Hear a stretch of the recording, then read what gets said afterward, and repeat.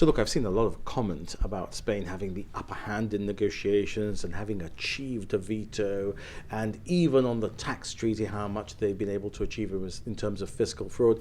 And this is just utter nonsense. I mean, I can imagine that this is what they want to sell to Spanish public opinion, but we need to be very calm in understanding the reality of the situation, what Brexit actually means, which does of course mean that we're going to be interacting with a club of which Spain is a member and we are not, and they will therefore have the final say there, but not that they've achieved anything other than what the 1957 Treaty of Rome already granted to all of the existing members of the then European Coal and Steel Community, which became the European Community, in respect of arrangements that they might do with third parties, whether it was accepting new members or doing deals with third countries.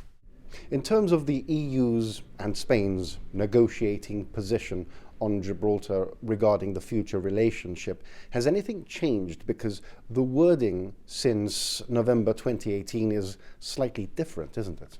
Well, if you look at the position in April 2017, when the infamous Clause 24 came out from the Commission in terms of its initial negotiating guidelines for withdrawal, and then the position in November 2018, when there was a minute statement which set out the European Commission's position in respect of territorial scope of the future negotiation, look, there is nuance between the three positions. So the position in April, the position in November 2018, and the position now. None of it is actually important nuance, and this is why I'm taking you back to the situation in which Spain would have found itself in under the Treaty of Rome. It's all about dealing with a club. It's not that they've achieved anything now, it's that by leaving the European Union, we have allowed them to stay in the club with which we now have to deal, and we have to accept that therefore they will be the ones in the club, and the club chairman will be negotiating for them and not for us.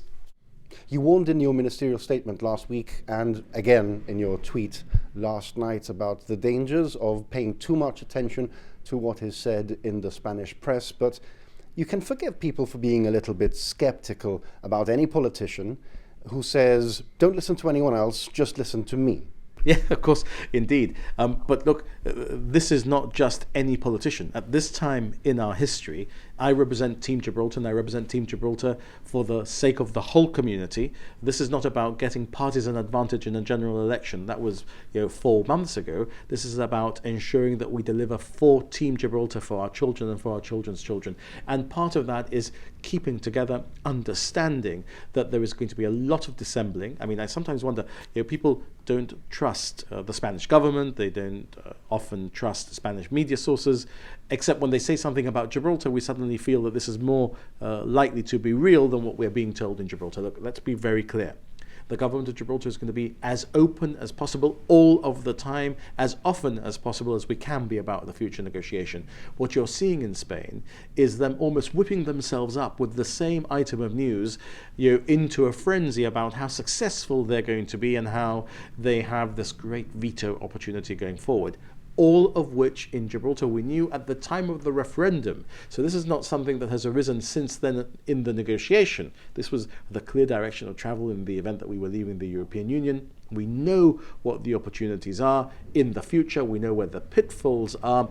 Last night I watched 3 former incumbents of the post I'm honored to hold today set out their views, and I thought each of them represented very clearly where we were and where we are. And I would urge people to listen to what I'm going to say, because I never thought I would say this, to listen more perhaps to Adolfo Canova, Joe Bossano, all of those I would have expected to say, listen more to Sir Peter Caruana than they do to some of the nonsense that I am hearing said on the other side about all aspects of this.